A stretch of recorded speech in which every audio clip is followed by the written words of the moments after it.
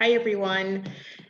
This is Caroline with another expat interview. This time, we are going to go around a little bit the expat uh, arena forum, so to speak, and talk with someone who's very connected with expats.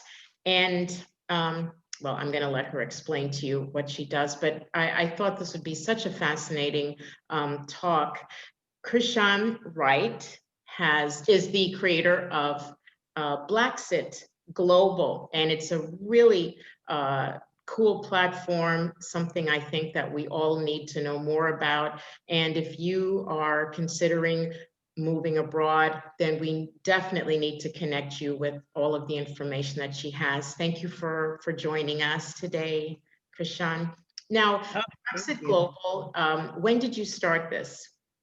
Sure. So Blaxit Global was created late June of this year, and it was really born out of my frustration, anxiety, and just a bad space I was in, actually, just following the highly publicized deaths of Ahmaud Arbery, George Floyd, Breonna Taylor.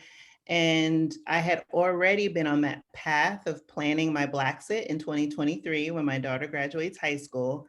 But knowing that we were in 2020, 2023 felt like a long, long ways away.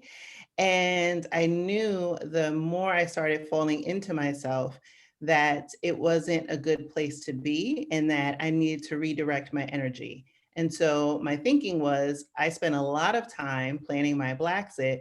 Maybe there are other people who are feeling the same way, who are feeling anxiety, who are feeling fear, who are feeling frustration and need a path forward.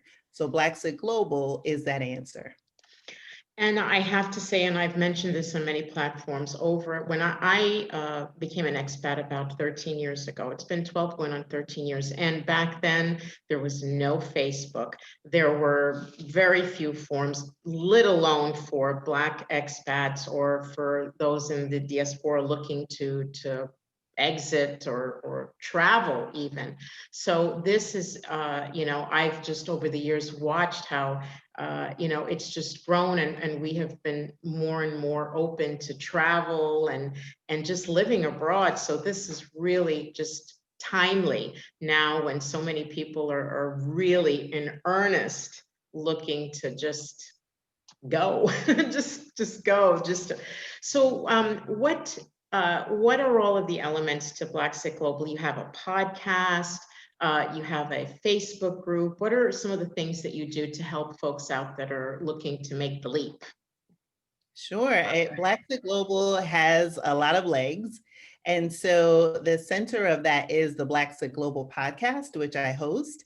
And it chronicles not only my journey, but the incredible story of amazing expats who decided to take the leap and leave the US primarily and move and start over and live out their wildest dreams in a new country. And so it really is an opportunity for me to create a platform that showcases their stories because it empowers and inspires other people who are either actively planning their Blaxit or thinking about the possibility. It gives them hope. And then the Blaxit Global Facebook group is a community of thousands who I provide resources on job placement, on how to get set up into your new location. We have offered courses on how to move abroad. And so it's really providing all the resources that you need so that you can land with your best foot forward. And then we have a newsletter, we're on Instagram, and then the other extension of the Blaxit Global community is our YouTube channel. And that's where we house our long form series, the sessions. And that's where we take a deeper dive into a topic. So I'll have interviews either with expats or experts in a particular niche, and we step the community through. So, for example, we had one on how to move abroad and fuel your Blaxit by turning your home into an income residence via Airbnb. So it's really giving people really meaty and actionable resources. Um, It's a phenomenon. I live in Mexico, and just the sheer volume of people, of Black expats moving here has just blown my mind. What are some of the places that you have found in your, well, first of all, where is your Blaxit? Where are you going? Where will you go? That's the question on everybody's minds. And when you listen to the trailer of the Blaxit Global podcast, you hear me talk about where my transformation happened when I went to New Zealand on a solo trip 3 years ago. And for me, New Zealand has been something that I've dreamt about since I was a little girl growing up in the Bronx, oddly enough. So for me, my Blaxit has evolved in a lot of ways. One, in part by taking Deirdre Amola's fabulous Move Abroad Master Course. And the second is the closer I'm getting to my Blaxit and realizing by the time I leave, I'll be at an in-between stage. So a little too old for a work visa, a little too young for a retirement visa. And so by having these conversations with such empowering people, I've decided to country hop for a bit, but definitely see New Zealand as being part of that. So when I leave, I think I'll spend some time in Bali for a while and then maybe hit Australia to see New Year's there and then put it over to New Zealand. There are, uh, we have several videos in our series also of expats, women that we've talked to in many places, Madagascar, and just places that, are not places that we as Black people would consider moving to, like New Zealand is not, necessarily on everyone's radar. What can you say about that country? What is the draw, or what would make it one of the places I'd want to put on the top of my list? Oh my goodness, great question. So New Zealand has always been close to my heart, as I mentioned, since I was a little girl. And then when I had the opportunity to visit 3 years ago, I went on a solo trip for about 2 weeks. And my plan, honestly, was just to lay on the beach and relax because it was January, which was the start of their summer. And when I went, I don't even know who I discovered on that trip, but I discovered a whole different part of my personality. I'm afraid of heights. I went ziplining. I don't know how to swim. I went kayaking. I hiked a volcano. I drove on the other side of the road. And so for me, New Zealand offers so much adventure. That's one part, but then such rich history. The Maori culture is embedded into their society. They're the indigenous people of that land. And, they have evolved as a society and they just bring so much richness. And so I spent some time learning from them. I actually did get to go to New Zealand again this year in 2020, right before we had lockdown. So I visited New Zealand and Australia in February of this year. But there's so much there. And they have a female prime minister, so that's another plus. Their attention to the environment is something that really speaks to my heart. And the people are just really welcoming. I just walk down the street and people say hello. And for me, being a native New Yorker, that's a little a little unexpected. So every time I go, and it's a long flight, but every time I go, Yes, I it is. feel like I'm home. Yeah. Something that you mentioned that I like to stress to those that are looking to move abroad, especially for those in the Black diaspora, is the indigenous element to it. There's a spirituality. I talk about that a lot in Mexico, and people are being drawn here. Those that are being drawn here, I personally believe, are coming for as a spiritual calling, unbeknownst to them, perhaps. And those that go to these lands, these places that have, indigenous history and roots, we just seem to be drawn to these places. And I feel that's very, very important, when you're planning an exit, that you think about that. That it should be something on your list, like you mentioned, the indigenous in New Zealand and even in Australia.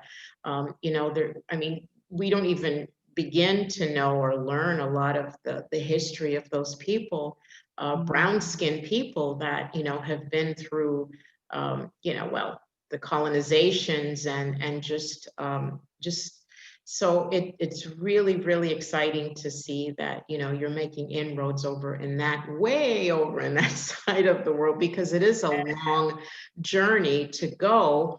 But I think it would be well worth it if if you feel that calling to go and just be among the, that history, that culture that we have. So, on your podcast, do you talk about just New Zealand, or do you talk about other countries? I know that you give advice and tips, but what are some of the things that we can uh, find out about listening to your podcast, or Oh, just in your absolutely. Facebook group? So on the podcast, we did spend an episode talking about Australia, and in particular, one person who was in Perth. And we spent a lot of that conversation talking about the Indigenous people, the Aboriginal people, and the stolen generations. So we will highlight a particular person, and the emphasis is really on the person who happens to be in this country versus focusing on the country itself. And the reason for that is it's just like when you talk to someone who's from the States, right? So my experience in New York is very different from someone who grew up on the West Coast. And so I like to highlight the person in their story arc, what prompted them to move abroad.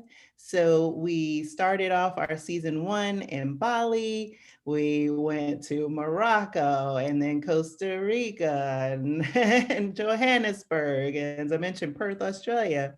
We talked about Ghana. And there's just so many different stories that we've been able to elevate. And right now we're on hiatus, and then we come back in January for season 2.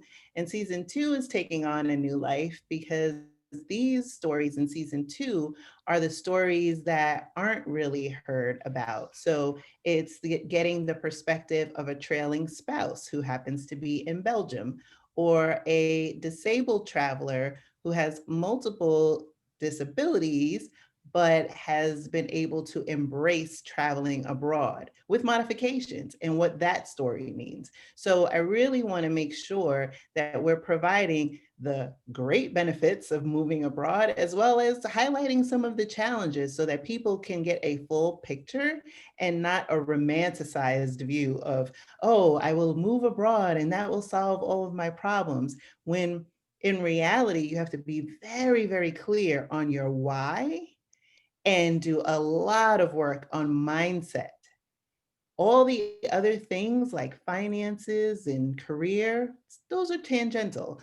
They're important, but really doing the inner work will prep you for your move abroad more than anything. I think that was the next question I was going to ask you. What one bit of advice would you give someone who's contemplating a Blaxit? And you're right. I think you really have to have a come to Jesus meeting before you start planning and realize what is it that you really what are you hoping to achieve? Well, I am excited for season 2 and all of the wonderful information that you're going to be sharing. And I think it's really important that we have women like you out here just spreading the word and helping others. We don't realize sometimes how many people out there have never left the United States. They've never even probably left their state, and this is a really big undertaking to move, and especially if you have to move clear across the other side of the world. So thank you so much for what you're doing to help us, make inroads and get out there and see the world. And before we go, what could you just tell us again, where can we find your podcast? Where do you have it? Sure. So the Blaxit Global podcast is available on all platforms. We're on Apple Podcasts, Amazon Music, Spotify, Stitcher, Google Podcasts, TuneIn, and Pandora. And you can find the website and most of our community in at blaxitglobal.com. On our website, you'll find a resource and a handy guide that gives you some work to do in preparation and planning your Blaxit. And then if you want to join us and find community, you can find us in the Facebook group, Blaxit Global. And yeah, I am so excited to have more people in this wonderful community, and I am of service to you. So I'm really excited to have more people in the community. I am honored to be on your show and be able to share about this platform.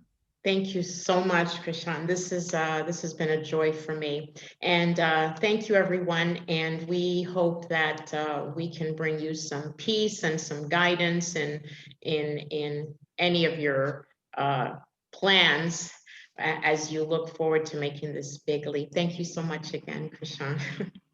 Thank you. Thank you for having me.